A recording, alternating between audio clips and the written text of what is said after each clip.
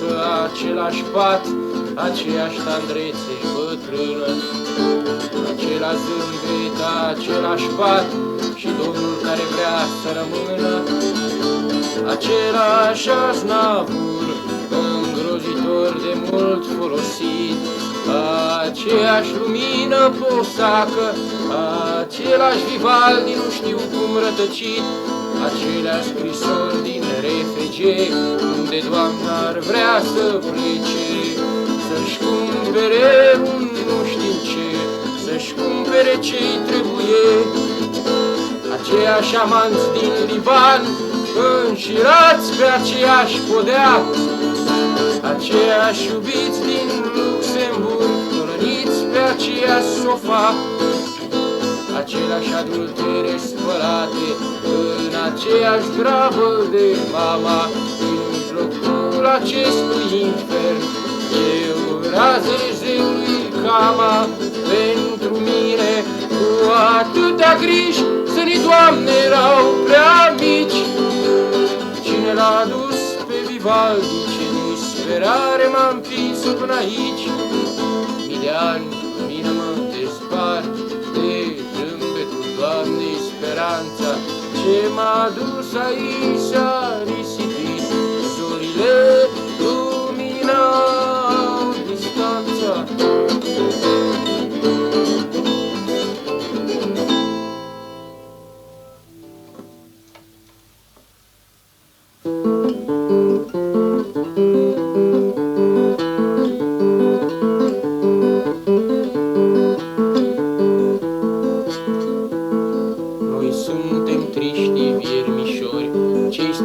În cărți cu poze ne ocupăm cu metamorfoze, din oameni facem pământ de flori. Avem stăpân pe Domnul Viermeșef, El ne învață, tot El ne îndrumă cum să consumăm cu cât mai mult stil din cei plecați pe calea postumă.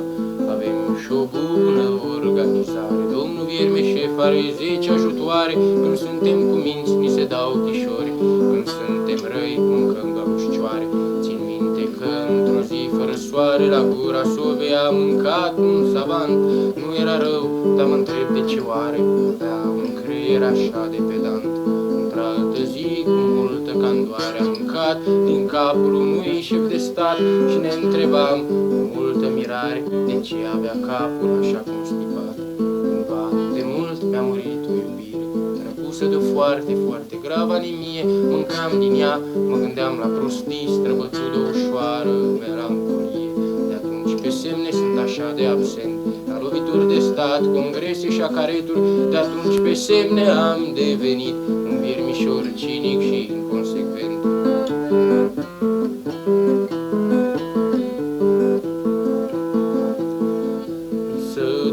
S-a întâmplat ceva groaznic cu care neamul nostru nu-i obișnuit.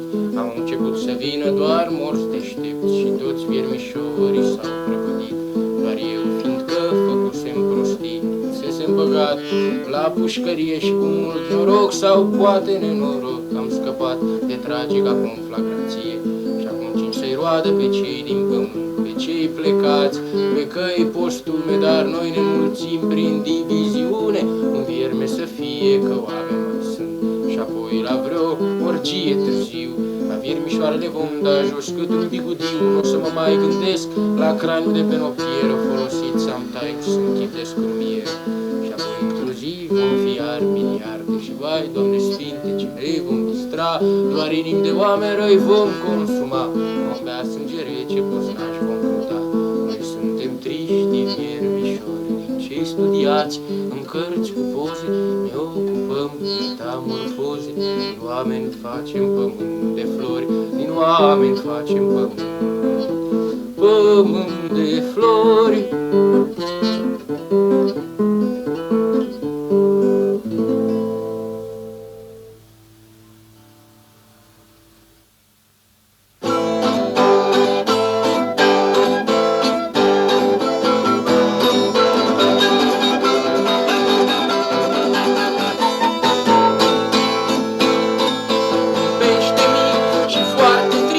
Din ele știu cum contelui, se îndrăgosti de un ametist.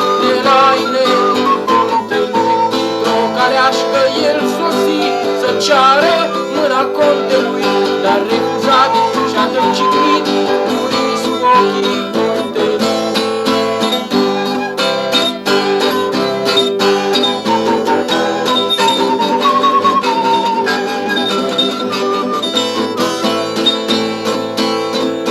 Atunci un falnic servitor din ordinele contelui îl prepară cimișor pentru motanul contelui. Ce tristă lumea asta ar fi când dea motanul contelui, că n-ar fi proști care ar fi ca motanul contelui.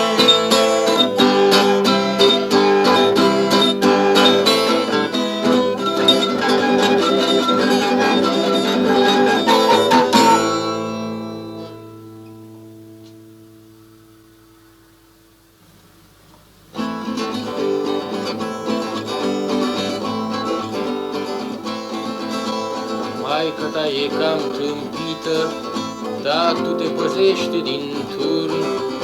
Iubește-te, iubito, mai am câteva zile și am să plec soldat într-un cătun. Și am să plec soldat într-un cătun.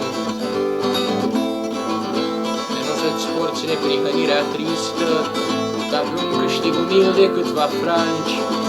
Eu am să-mi fac o biere din batistă, pe rănile aprinse în bocanci, pe rănile aprinse în bocanci. Și am să lăcrimez pe patul puștii șopârle reci dacă mai fi iubit. Te-aș fi învățat ceva ce încă nu știi și seamă n-aș mai lua la ce-i îmblit. Și seamă n-aș mai lua la ce-i îmblit. De în sfârșie, auzul scuze cer la șobolan și îmi îmbrac cu mila mea stafie din pânză cu gândaci diafan. Și apoi într-o cazarmă crenelată, bătut de sori fantastici reali și fără mamă și fără de tată, o să învățăm cât suntem de egali, o să învățăm cât suntem de egali. Ai să dansezi fără vreo grijă, purtat îndelung un licean. De mine se va îndrăgosti vreo stijă și am să te văd printr-un întors ochean. Pe când armura lumii s-a învechit, iar alții cresc gândaci pe sub oceane, eu mă îmbrac cât arde un chibrit și lustruiesc cartofi în garnizoane. Și lustruiesc cartofi în garnizoane. Pe când în parc roze te vei bate cu flori printre frumoși adolescenți, eu am să duc o raniță în spate și am să-i învăț algebră pe sergenți. Și am să-i învăț algebră pe sergenți. Pe când voi fi planton pe la vreo sală, o să te hrănești cu portocal, te vei gândi la lumea visală. Eu o să fac amor cu caporal și am să fac amor cu caporal. Așa că fie-ți milă sau blesteme, îți voi rosti în loc de rămas bun. Lasă-ți părinții și nu te mai teme, căci am să plec soldat într-un cătun.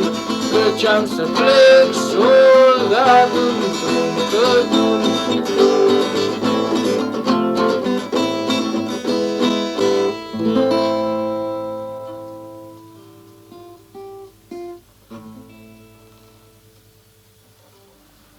Aer.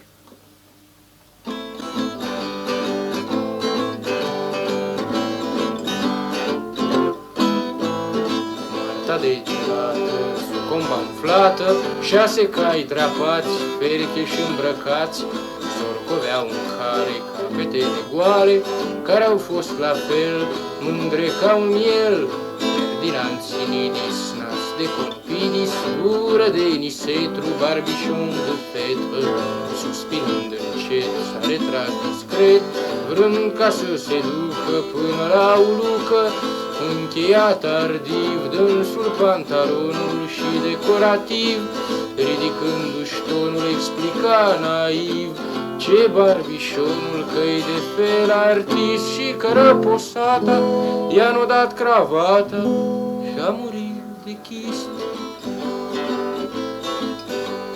Marșul din Chopin, genul Courjobin, din societate mult adus de spate, Steliv și Chel a vorbit nițel despre camătă, lumea freamătă și deasupra urlă clopotul din turlă, urlă Paraschiva, șterpelin, Coliva urlă anonim, soțul legitim ce-și tăiase vâna toată săptămâna pentru că a rămas câine de pripas, Golber Mauriciu zice din oficiu, condoleanța mută și plecând salută, stâlpul de bodegă cu profil de cegă, a murit cu minte, numărând plăcinte, singur ca un câine, pe covrici și pâne, după înmormântare, a plecat cărare, rampam pastericle cu prezbite sticle, vechiul meu amic, n-a mai zis nimic, n-a mai zis nimic,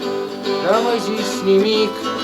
Ofiliți copii din epidemii sunt aduși în racle, a murit Eracle, plăcintarul din strada Cobadin, Ferdinand Cinidis, nas de Conopidis, gură de nisetru, barbișon de fetă, el murind sărac, îl călcase trenul, mi-a lăsat un frac. Versul și jobenul, Ferdinand Cinidis, nas de Conopidis, gură de nisetru, barbișon de fetru, el murind sărac, îl călcase trenul, mi-a lăsat un frac. Versul și jobenul,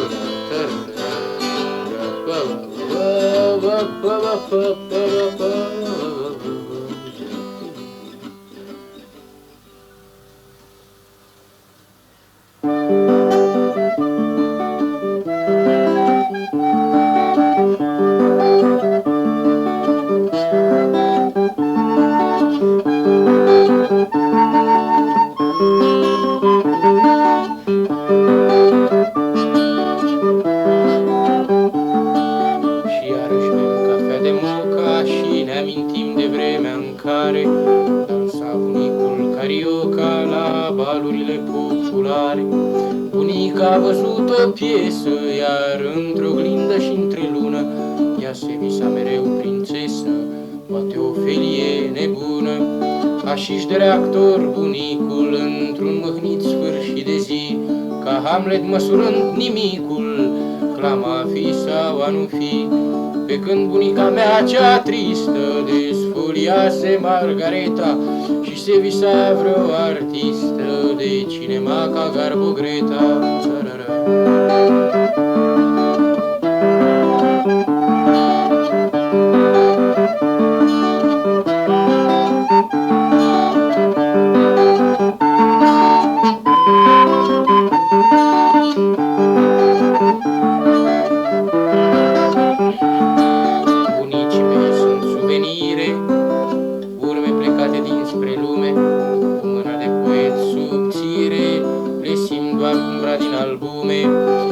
Sunt seduse vremea celor timpuri visătoare și iarăși bem cafea de moca și ne amintim de vremea în care dansa bunicul carioca la balurile populare.